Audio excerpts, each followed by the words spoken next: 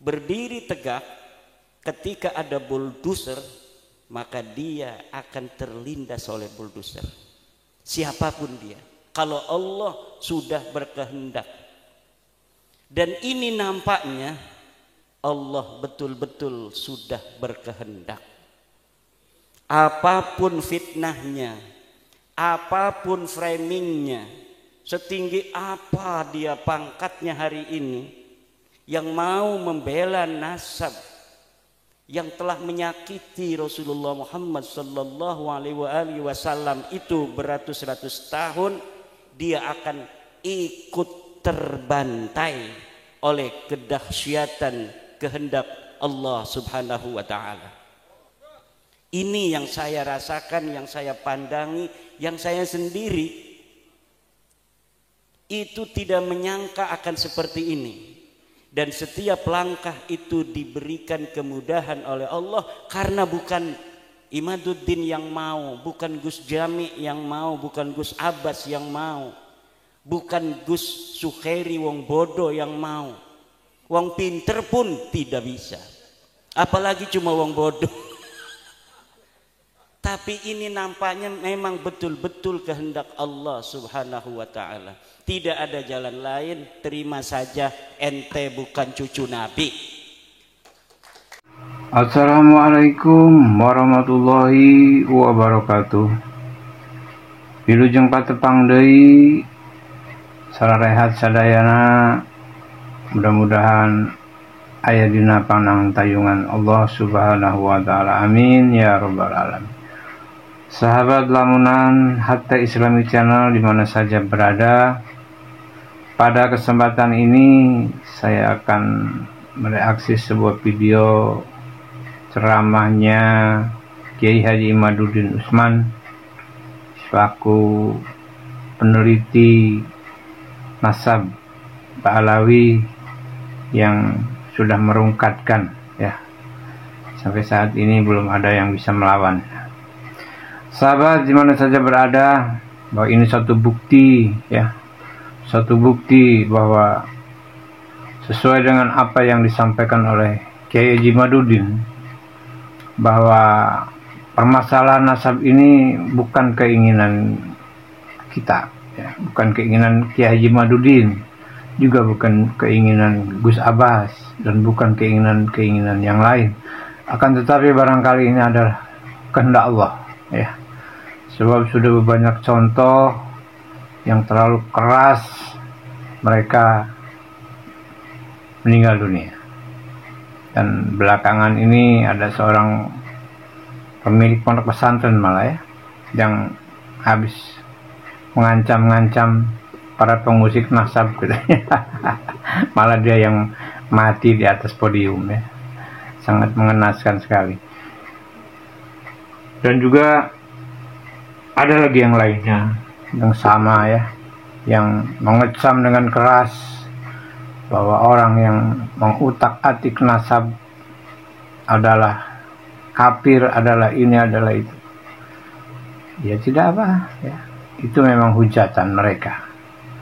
Mereka bertahan, mereka mempertahankan dengan segala cara dan upaya, karena mereka tidak mau kehilangan, tidak mau kehilangan nikmat. Sudah mereka rasakan nikmat di sini, nikmat dengan bernasab palsu, lalu mereka tinggalkan. Ada yang lebih menyakitkan bagi mereka.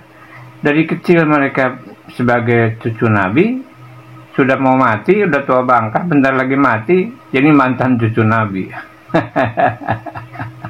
Sangat mengenaskan ini.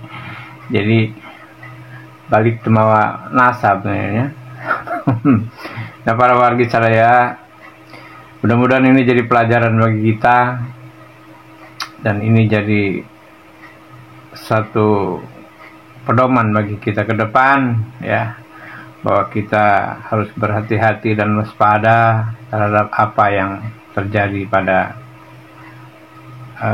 kondisi saat itu. Baik sahabat, ya, untuk lebih jelasnya kita dengarkan saja nih, ya, ceramahnya Kiai Haji Imaduddin yang penuh dengan canda dan tawa, tapi cukup cukup sportif ya, cukup sportif dengan kata-kata dan kalimatnya yang cukup menyakitkan bagi para Ba'alawi ya. Kan tetapi cukup menyemangati kita semua sebagai orang yang berada di belakang Kiai Haji Madudin. Ya mudah-mudahan kita doakan saja sahabat, semoga atau mudah-mudahan Kiai Haji Madudin dan rekan-rekan, Kiai Haji Gus Abbas Buntet, Kiai Haji Marzuki Mutamar panjang umur, diselamatkan Allah dan dilindungi Allah, amin ya rabbal alamin. Baik sahabat ya, jangan lupa di subscribe, di like dan di komen. Terima kasih bagi yang sudah subscribe. Mudah-mudahan Allah beri mudahkan segala urusan, diberi banyak rezeki dan diberi umur yang panjang, amin ya rabbal alamin. Ayo kita simak saja ya dakwahnya atau ceramahnya Kiai Haji Madudin yang penuh canda dan tawa ini. Selamat menyaksikan, semoga bermanfaat. Dan PWI itu termasuk orang-orang ya'muru bil adli wa huwa ala siratim mustaqim. Dia adalah orang-orang yang memerintahkan kepada keadilan dan dia berdiri di atas jalan yang lurus. Bagaimana tidak lurus? Wal takun ummatun yad'una ilal khairi wa ya'muruna bil ma'rufi wa yanhauna 'anil munkari wa ulaika humul muflihun. Ini PWI. Ciri pertama PWI adalah yad'una ilal khair, menyeru manusia kepada kebaikan. Ini yang harus dijaga. Wa ya'muruna bil ma'ruf, dan memerintahkan kepada kebajikan, kepada kema'rufan, kearifan lokal. Wa yanhauna 'anil munkar, dan mencegah dari kemungkaran. Wa minal munkarati may yantasibu ila ghairi abihi bi ghairi haqqin.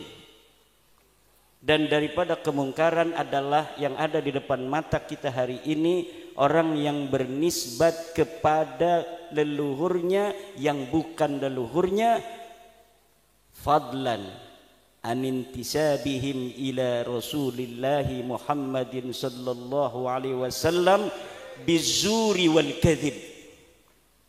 Apalagi orang-orang yang hari ini kita lihat berintisab kepada Rasulullah dengan dusta dan penipuan. Dengan penipuan dan dusta, dan kedustaannya ini terverifikasi di dalam kitab-kitab sejarah. Kedustaannya ini terverifikasi di dalam kitab-kitab nasab. Namun mereka tidak mau. Mereka tidak mau menerima kenyataan bahwa mereka bukan cucu Nabi. Masa iya kita lahir sebagai cucu Nabi kok mau mati jadi mantan cucu Nabi? Di sini ada rasa gimana gitu. Masa iya kita sejak kecil jadi cucu Nabi kok mau mati Gus Jami kita jadi mantan cucu Nabi? Ada seorang Habib dalam status Facebooknya yang di screenshot oleh teman dikirimkan kepada saya. Orangnya sekarang baru meninggal sebulan yang lalu. Dia ahli nasab daripada Rabita Alawiyah. Dia mengatakan bagaimanapun caranya kita akan lawan dan pertahankan nasab kita. Setelah nulis begitu dia mati. Siapa? Saya nggak ngomong nama ya. Langsung mati. Jangan macam-macam dengan Wali Songo. Jangan macam-macam. Kenapa? Karena apabila sesuatu kashful astar telah terjadi, maka tidak ada satu kekuatan pun yang mampu untuk mencegahnya. Kalau orang berani untuk berdiri tegak ketika ada bulldozer, maka dia akan terlindas oleh bulldozer. Siapapun dia, kalau Allah sudah berkehendak. Dan ini nampaknya Allah betul-betul sudah berkehendak.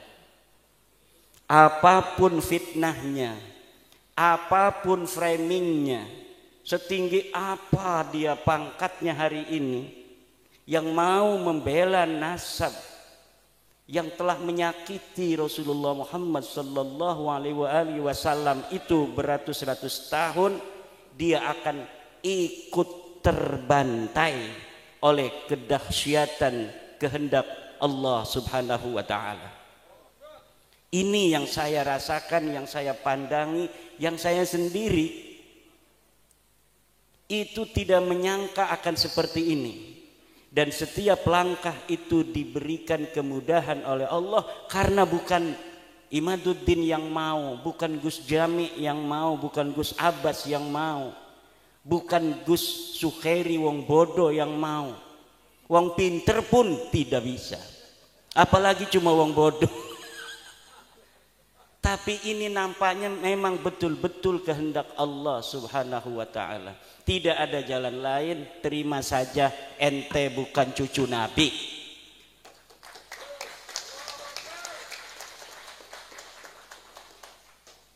Terima saja. Kalau tidak terima, bahaya. Bahaya.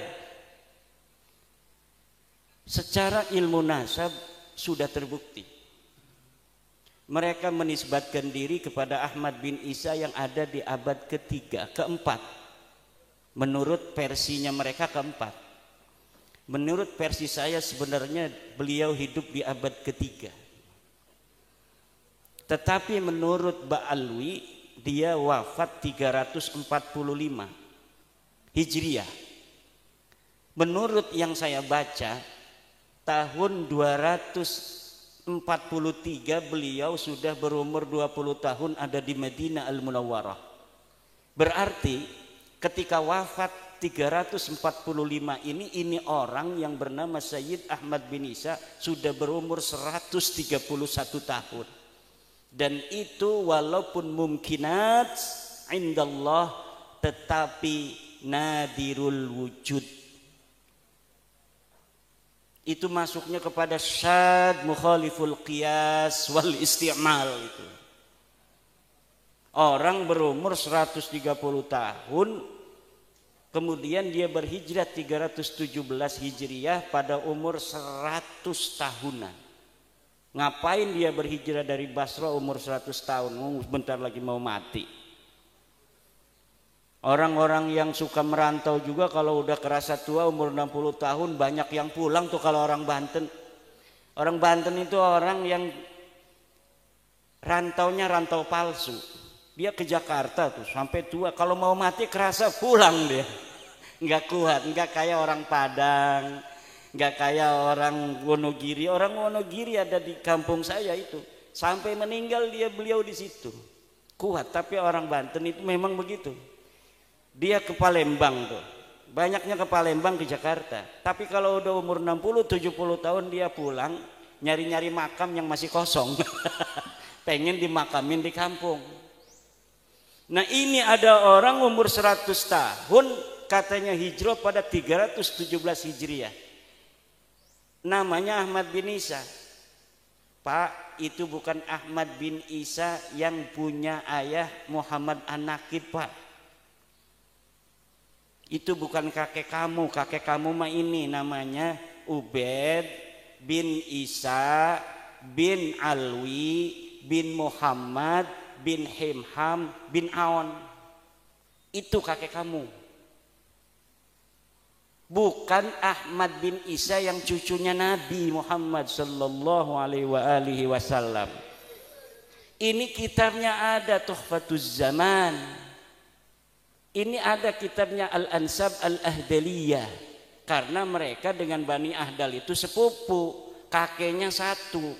Masa kita sepupu satu kakek dari garis ayah, dari kakeknya ini ke barat, ini ke timur?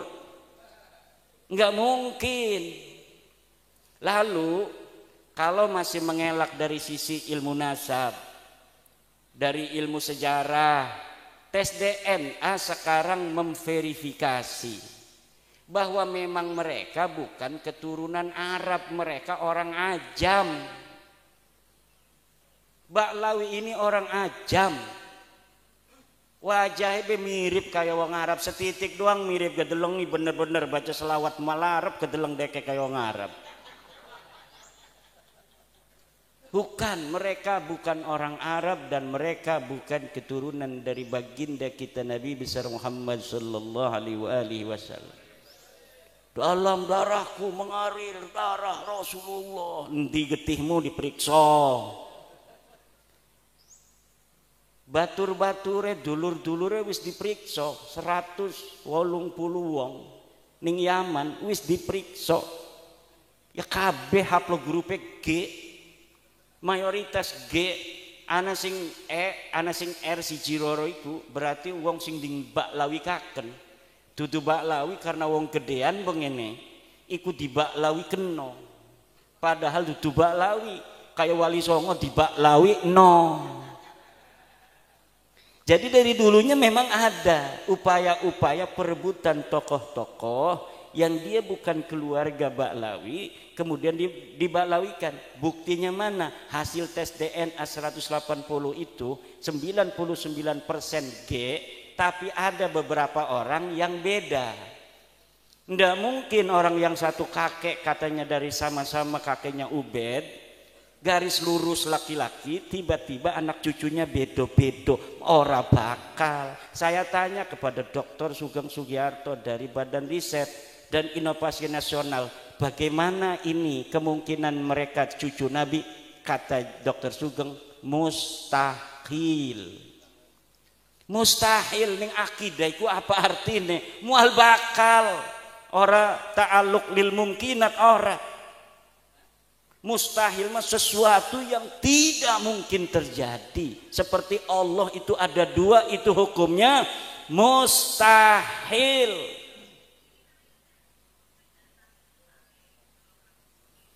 Jadi seperti hukumnya Tuhan itu ada dua, begitulah hukumnya baklawi ini keturunan baginda Nabi besar Muhammad sallallahu alaihi wasallam.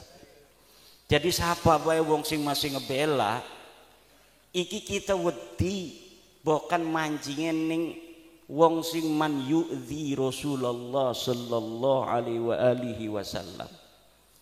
Walladzina yu'dzuna Rasulullah lahum adzabun alim. Al-Qur'an sing ngomong. Walladzina yu'dzuna Rasulullah lahum adzabun alim. Dan orang-orang yang menyakiti Rasulullah mereka akan mendapatkan siksa yang memedihkan. Alimun bimakna mulimun. Siksa yang memedihkan. Bagaimana kalau mereka Rumel Abbas, Romli Al-Idrus atau Idrus Romli, pembela-pembela baklawi itu nanti ketemu Rasulullah Muhammad sallallahu alaihi wasallam.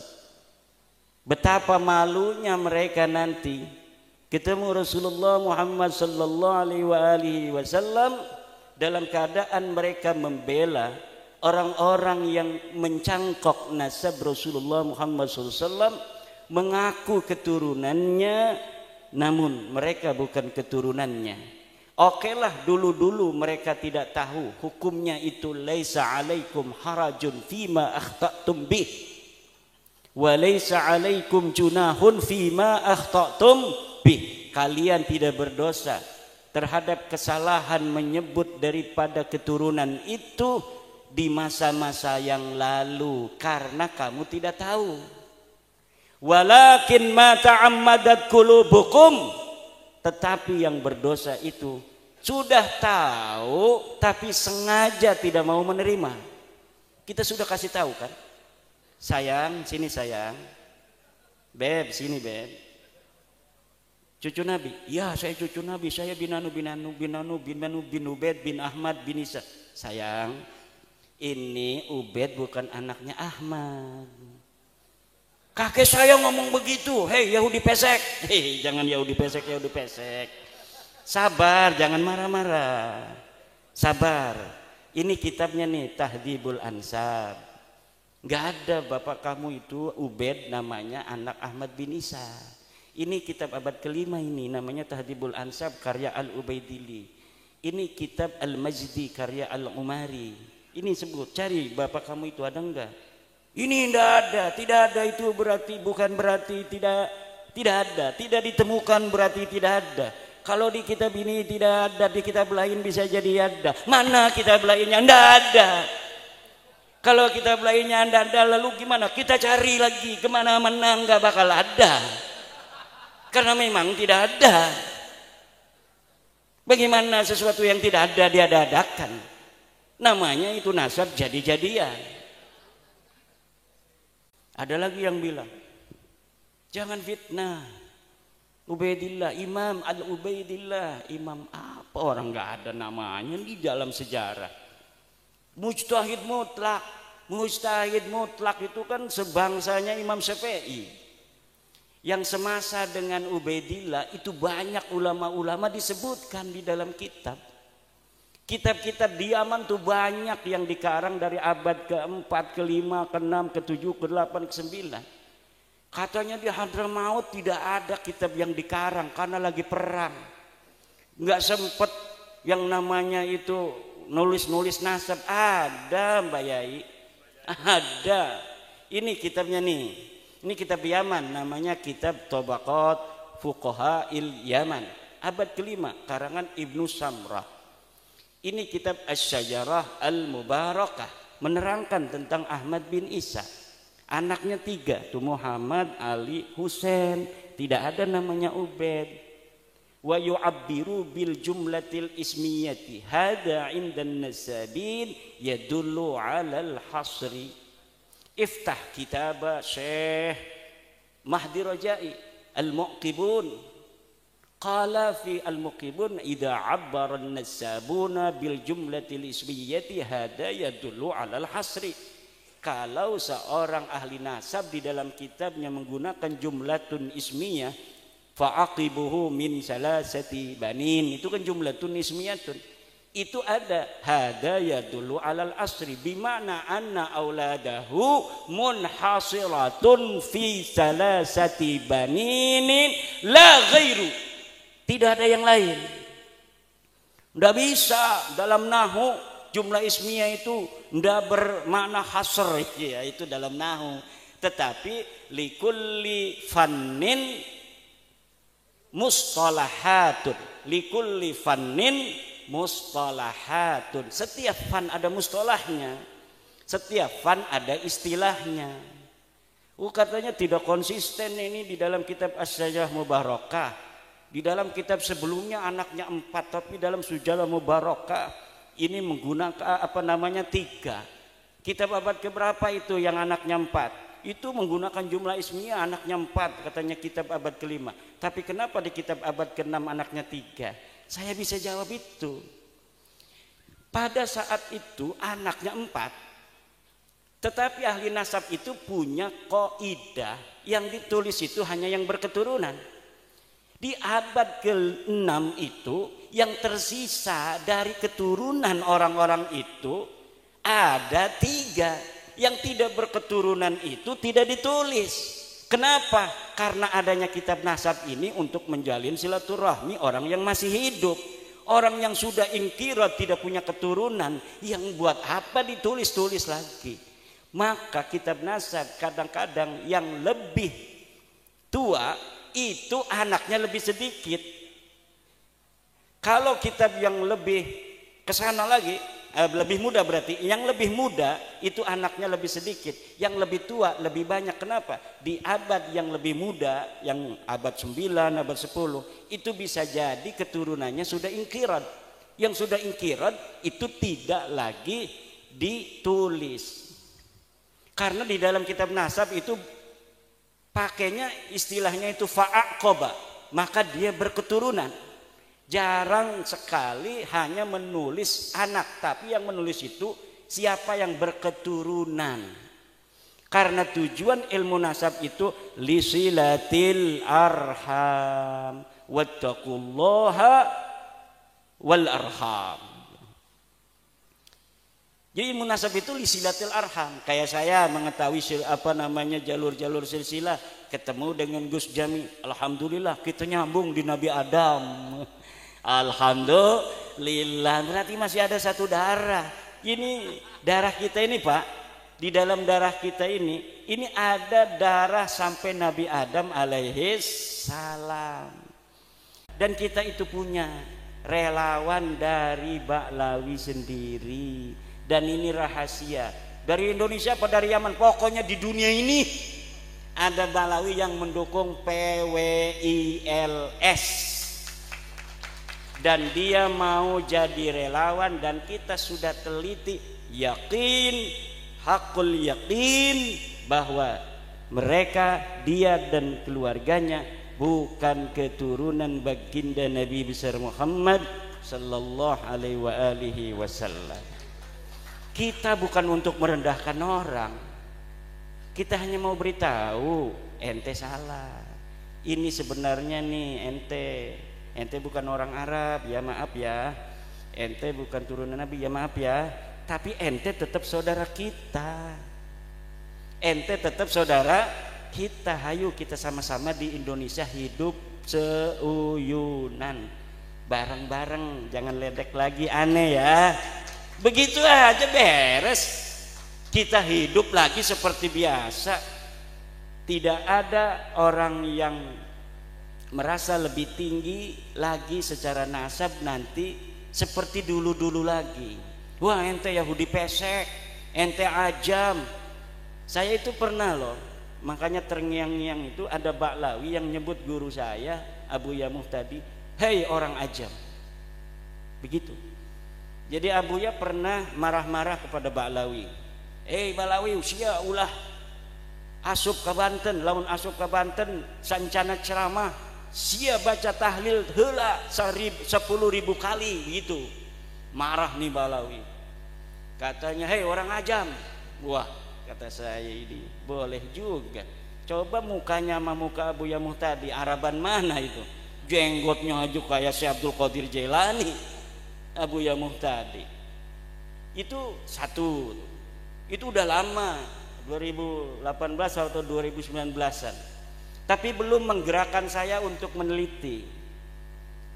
Ketika ada seorang yang sombong, begitu sombong nyuruh orang adzan di pengadilan, ketika asyhadu anna Muhammad, berhenti, itu Muhammad kakek ente apa kakek aneh? Na'udzubillah, saya lihat videonya. Apa benar sih orang begini cucunya Nabi? Saya sering membaca sejarah-sejarah para turunan Nabi, Ali Zainal Abidin, As-Sajjad itu, yang matanya penuh linangan air mata. Kalau dia ketahuan sebagai cucu Nabi, dia pindah lagi ngontrak rumah supaya tidak ketahuan.